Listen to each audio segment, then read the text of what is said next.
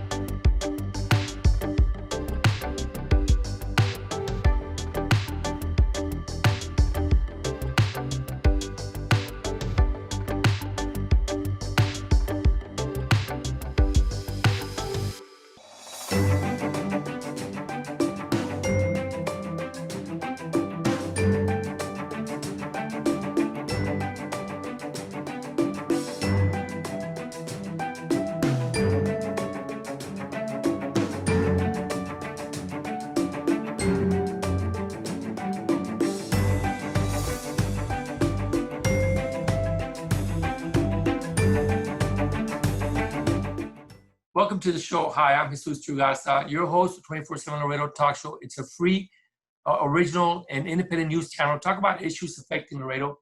Today, we're pretty lucky to have Ms. Claudia Balli, who's here, who's actually the right now the LISD board member. What is the district again, Ms. District 2. District 2.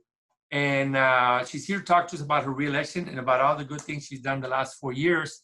It's been already, has it been 4 years already or 2 years? No, 2 years. It was an unexpired term. That's right. It was an unexpired term. So we had a chance to talk about 2 years ago about your goals and aspirations. There's not a lot of time to give you, but you certainly have to accomplish some matters. But before we talk about your race, Ms. Balli, could you tell me a little bit about your area? Is it the whole district that votes, or is it a certain area that votes?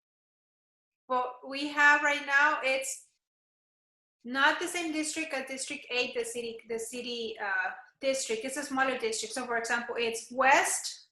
It's all the way to the river, like west of 35, all the way to the river. But then south is from the river up to Jefferson.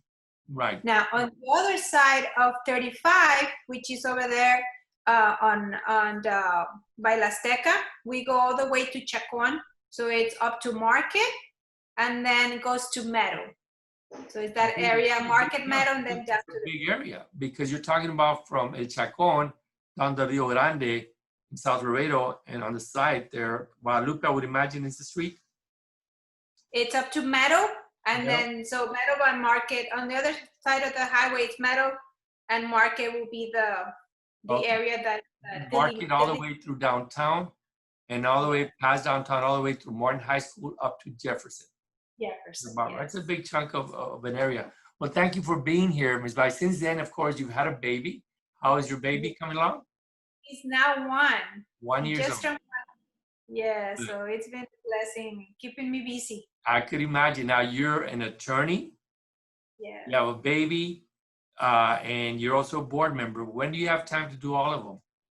I mean, it's nice because at least I know that my mind is busy, and that's always positive. So it's moving from one thing to another, and I enjoy it. I enjoy the fast pace of, always having something to do. I think it helps keep us young, not only mentally, but also physically with the baby specifically.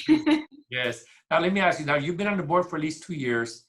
I know they have their own legal attorney. All boards have a legal attorney. You being an attorney, how do you feel sitting on a board as an attorney? Are you able to understand the issues that come before you even better, or has that helped? I think so.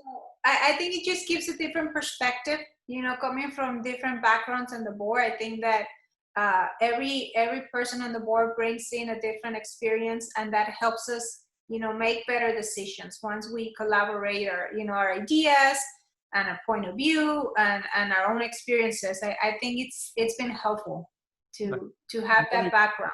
I also noticed that you have 2 other female board members. Yeah. You have a female superintendent. It is the only board in the city of Laredo where women are almost an equal on a board. Is that about right? Yes, I think so. Yeah. So And that shows the progressive view of LISD voters. That's a good reflection. yeah, and I think it also helps balance the male point of view and the female point of view. I mean, and also we have a cabinet, the superintendent's cabinet. We also have several women on the cabinet, and I think that especially in education, you tend to see a lot of female teachers. We have a lot of male teachers as well, but it's pretty balanced. So I think it's good, especially to give that example to our students, so that girls can see that you can do and accomplish anything you want. You just had to maintain going to school, maintain your grades, go to college, and you will be able to achieve anything you set in your mind. Well, talking about young people, you've had an opportunity to talk to a lot of young people as a board member. What are their obstacles or issues that they have going through high school and going through the whole process? I mean, what are you hearing about it? Well, I think that specifically for LISD, we have a district where we have a lot of disadvantaged families, okay? So we try to help our students, and one of the ways that we are helping our parents is by offering the dual enrollment classes. And what that means is that our high school students can earn college credits while they're in high school. And these college credits are free of charge for them. They don't have to pay for tuition. They don't have to pay for books.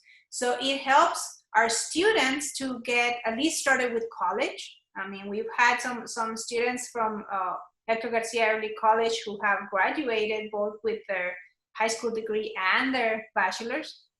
But that's not always. Is this just TAMU Early College, or is it also with LCC? So we have also programs with LCC, like for example, the health science magnet that we have at Martin High School, that one is with LCC. And we have, so the students start taking either nursing classes or medical classes that will help them later on. Through the health science magnet, the students who enrolled in that program, they can actually graduate high school with their certificate in nursing. So we also have the Sabas Perez engineering. You're actually providing opportunities for high school kids to go to college while they're in high school. Yes. At no cost. That's very good. That's very good. So we're really promoting those programs. Right. What made you decide, Claudia, to run for school board originally? Originally 2 years ago? Yes. I was just trying to find a way to help my community. And I think that being part of the school board is a great opportunity because I get to help the students, Right. And the students is the future of our community. And by helping their education, we're helping the future of our community. I think that the fact that it's a non-paying position makes it, I guess, more fun for me. I've always said the board members, all of you, are incredible public servants because you are one of the few in the community that are doing it for the passion, even for those who are running. I mean, you're doing it for a non-paying job. And it says a lot about you. It says about the goodness of the people who are running for office who are running for non-paying jobs. That's impressive. You don't have a motive other than to help the community. Right. I think, yes, and I think that's what motivated me. The fact that I'm not expecting anything back. I just want to give back to my community. Right. Now you've been there for about 2 years. Are there any projects that you're very proud of that you've started or that the board has started? Yes. When I ran 2 years ago, I ran and on the platform saying I want more security for schools, better pay for employees or teachers. And I'm proud to say that as soon as I came into the board, I started looking into this new program that Laredo Police Department had, the Real Time Crime Center. And I was able to get our board to approve the connecting our cameras to this real-time crime center. So this way, right now, more students are not going to school, but they're coming back soon. But our cameras are connected to LPD. In case that there's any incidents, we'll have better response, faster, and they'll be able to have eyes inside the schools if need be. There's, an intruder inside the school. That's right. We have already raised the pay for our employees, for everybody, for our professionals and employees, and teachers last year, and we're looking into possibly doing it again this year. And so I think that whatever I run on, we've been little by little getting there. The next thing I wanted to do is give better technology to our teachers. And we started since before the pandemic by ordering laptops, new laptops for teachers. We ordered laptops for all the high school students. Then the pandemic came in March, and now we're getting either a Chromebook or tablet for every single student so that they can have, access to online classes. So I think that I'm happy to say that we have a very supportive board, and I was able to accomplish these goals. Now, when it comes to teachers, is there any particular issues that are still outstanding for teachers that they want the board to deal with, or that the board's dealing with right now? Well, right now, the main thing is the pandemic. We're working with making sure that they're safe, that they have all the equipment that they need to protect themselves, the shields and the desks, and for students, for teachers, everybody's wearing masks, face shields. We order all the protective equipment that they need. Right now, the health insurance has been something that some of our employees and our teachers are concerned about. Last year, we did a great package for them. And then this year, because of the coronavirus, the rates changed, but we were able to keep different options for them so that they can keep the plan they like, or they could move to another one only if they wish. So I think that little by little, we've been able to take care of all of our employees. Good. Well, we're going to do it this time, Ms. Balli. We're going to take a short break, and we'll be right back after this commercial break. Thank you. No, thank you.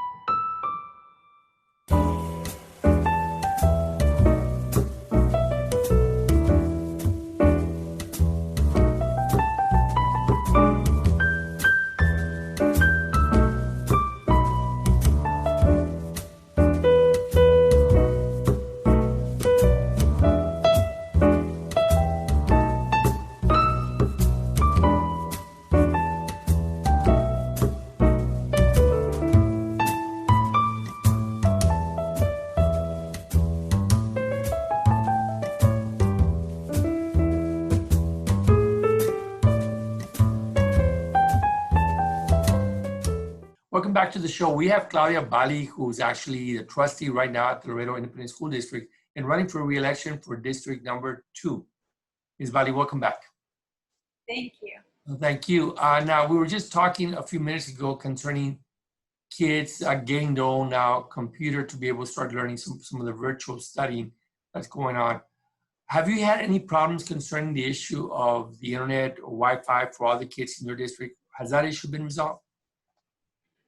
Yes, we're still working on getting hotspots to everybody whoever doesn't have internet at home or Wi-Fi at home. We do have that a partnership with the city where we were able to use some of our schools to use them as hotspots so that it can cover more of the neighborhoods. Right. And this install hotspots in some of the parks and public places so that the community can get free Wi-Fi.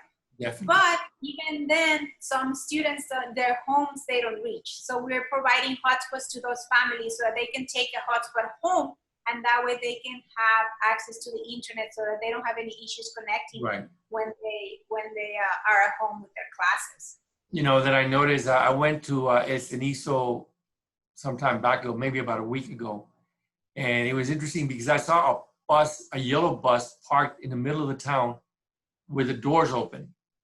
And I talked to the officials and I said, why is there a bus parked in the middle of Estenizo in the middle of the day with nobody inside? Oh, because that's the hotspots.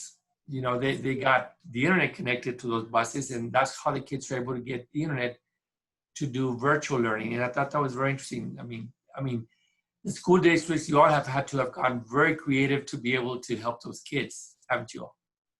Yes, and you know, it's been challenging, but I think that we are very, very proud that not only the board has been very supportive in all the measures that we had to take, but our superintendent and her cabinet, everybody has worked very, very diligently to make sure that we come up with a plan, because TA kept changing the game rules, and 1 week is one thing, and then 2 days later is another. Yeah. So we could just go with the flow. Yeah, and they're going to continue doing that until we get it all right.